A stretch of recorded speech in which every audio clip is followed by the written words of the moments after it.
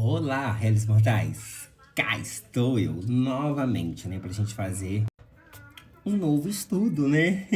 Terminamos aí o Curando a Depressão e agora eu queria compartilhar com vocês um estudo sobre tudo que se planta é o que se colhe, né?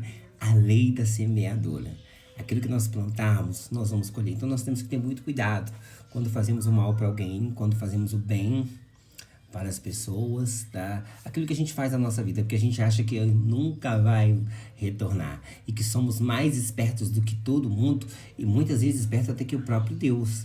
Eu ouvi de uma pessoa uma vez que ela falou que Satanás deveria tomar cuidado com ela, que senão ela passava a perna até em Satanás. Isso aí é zombar de Deus. É brincar com coisas espirituais, com forças que vão além da sua. Hoje essa pessoa tá onde? Tá na cova. Teve uma morte muito sofrida, né? Não sei o que aconteceu com ela, mas parece que o inimigo pegou ela na curva por ser tão astuta. Por isso, tome cuidado com aquilo que você planta. Esse estudo vai estar lá em Gálatas, no versículo 6. No versículo 6, no capítulo 6, o versículo 7, que vai dizer, ó, não se enganem ninguém. Não se enganem, ninguém zomba de Deus. O que uma pessoa plantar, isso mesmo colherá. Deixa eu pegar minha Bíblia, né? Isso mesmo colherá. Se plantar no terreno da natureza humana, desse terreno colherá a morte. Porém, se plantar no terreno do Espírito de Deus, desse terreno colherá a vida eterna. Não nos cansemos de fazer o bem, pois se não desanimarmos, chegará o tempo certo que faremos a colheita. Portanto, sempre que pudermos, devemos fazer o bem a todos, especialmente aos que fazem parte da nossa família na fé, né? Eu vou contar pra vocês que eu tava realmente desanimando de fazer o bem. No meio de tanta gente maldosa neste mundo, depois de ter passado tantas dificuldades, não por minha causa, porque eu sempre tive um coração ajudador.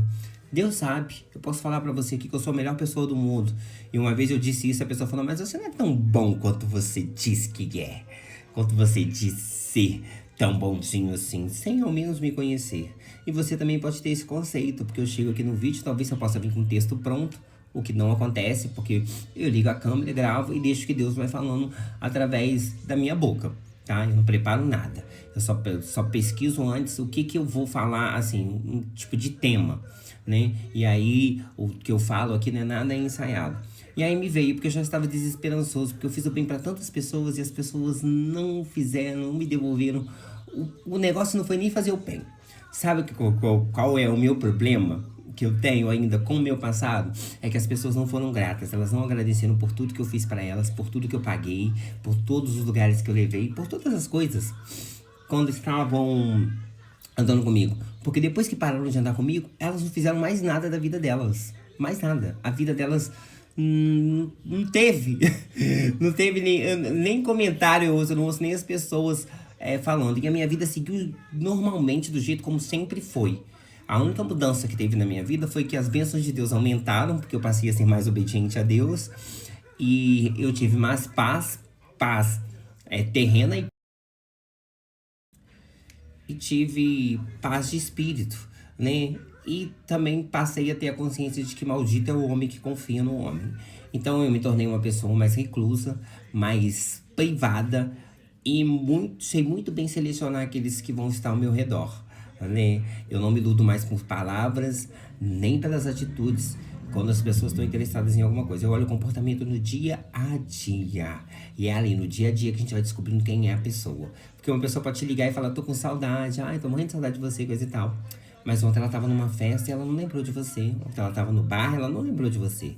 Aí ela tá com saudade, sabe por quê? Porque ela vai falar, eu tô com saudade, eu saí ontem, fiz isso e aquilo. Aí hoje eu tô com um pouco de dinheiro, mas eu quero beber, eu quero comemorar, eu quero fazer isso, eu quero fazer aquilo. Aí eu tô morrendo de saudade, mas eu tô com um pouco, tá? Mas ontem eu tomei uma caixa de cerveja e é isso, e foi muito bom, tô louca até agora. Mas agora eu tô com um pouquinho, eu tenho que comemorar, sabe? Então é isso. Aí a gente tem que ficar muito atento a esse tipo de atitude. Pessoas que procuram a gente só pra nos arrancar. Mas a lei da semeadura, ela é muito clara e ela é muito, porque isso vai falar sobre o caráter de Deus, porque a gente acha que pode fazer qualquer coisa e depois pedir perdão a Deus. Não, eu vou só pedir perdão e não vai ter consequência nenhuma. Ser perdoado não quer dizer que você não vai receber a consequência, o castigo. Você tem que receber a correção, porque assim fica muito fácil. Eu erro, eu peço desculpa. Já foi traído alguma vez? num relacionamento íntimo, de homem, mulher, de homem com homem, de mulher com mulher, qualquer tipo de relacionamento que você tem, de amigos, já foi traído? Quando você é traído, a pessoa vem, te pede desculpa e pede perdão, é a mesma coisa? Não é. A relação nunca é a mesma, né? E é difícil, é muito difícil. Então, uma desculpa, um perdão não resolve nada. Você tem que responder por aquilo e até você recuperar a confiança, retomar. Às vezes, relacionamentos nem conseguem retomar depois que sofrem essa rachadura. Da mesma forma é assim, Deus não iria contra o caráter dele de falar que aqui nós plantaremos e aqui nós colheremos aquilo que plantarmos. Eu posso deitar em paz, tá, gente? Eu posso dizer pra você que eu posso ficar em paz, porque eu não me lembro de ter plantado coisas ruins. Eu fiz coisas que eu não faria hoje, talvez, com a cabeça que eu tenho, eu não faria jamais. Mas quando eu fiz, da época que eu fiz, alguns erros que eu cometi foram necessários para que eu chegasse até aqui. Se eu não tivesse cometido esses erros, eu não estaria hoje aqui falando isso com vocês. Não teria essa história, esse testemunho da minha vida para poder contar. Mas nós devemos, aqui a Bíblia fala que nós devemos fazer o bem, não importa quem, e não desanimar. Porque se a gente não desanimar, a gente vai colher. Outro dia eu tava pensando, falei, poxa, eu fiz tanta coisa legal para as pessoas, né? Ao meu ver, né? Ao meu ver. Porque talvez o que eu acho que foi legal também não foi, né? E aí, eu tô esperando Deus falar alguma coisa, né? Poxa, eu fiz tantas coisas legais e a vida não me retribuiu. E aí eu fui pensando, a vida me retribuiu sim. Quando eu falo a vida retribuiu, eu falo Deus, tá? É Deus retribuindo, né? Porque a vida é Deus, é o próprio Deus. E aí, Deus me retribuiu, me dando sempre saúde, me dando condições para trabalhar, alcançando os meus sonhos, os meus objetivos, me guardando quando eu saio, me guardando quando eu volto, cuidando da minha casa, me dando de comer, de beber, me dando conforto do meu lar. Vivo numa casa muito confortável, graças a Deus. Eu tenho mais conforto do que eu posso até usufruir.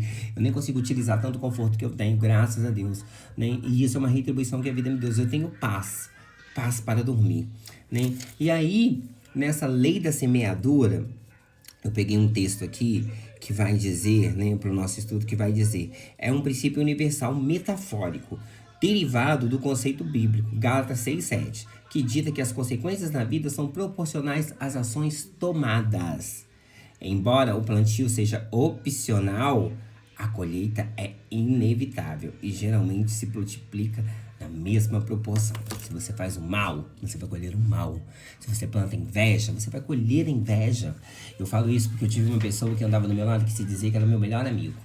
O meu melhor amigo, mas é o meu melhor amigo que era o meu melhor e o meu pior inimigo, né? Que andava do meu lado, tinha inveja, me afastou de tudo e de todos, me difamava, falava que eu morria de inveja dele porque ele era muito bonito. Nossa, ele era lindo.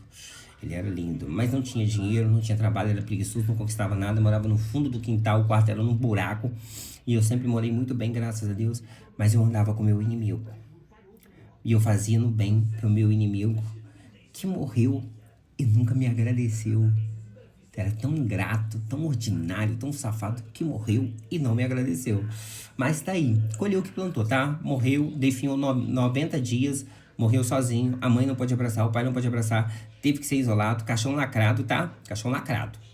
Tão bonito que não deu nem pra ver o último rostinho dele, a última vez do rosto não pôde ver. Quem viu antes de entrar pro consultório viu, quem não viu, só nas fotos agora. Coisa que eu não tenho, tá, querido? Que eu não quero ver foto dos labubu de Satanás, não. Porque isso aí é um labubu de Satanás.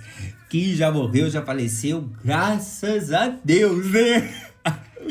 Graças a Deus, faleceu. Olha, quando fala assim, me dá até um pico de alegria, né? Porque pessoas ruins não podem ficar soltas na Terra. A Terra foi quando Deus criou o ser humano, foi para criar pessoas, para que as pessoas boas ficassem na Terra.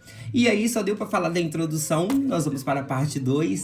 E é isso aí, tá, gente? Acompanhe aí a série do estudo, que Deus vai te abençoar.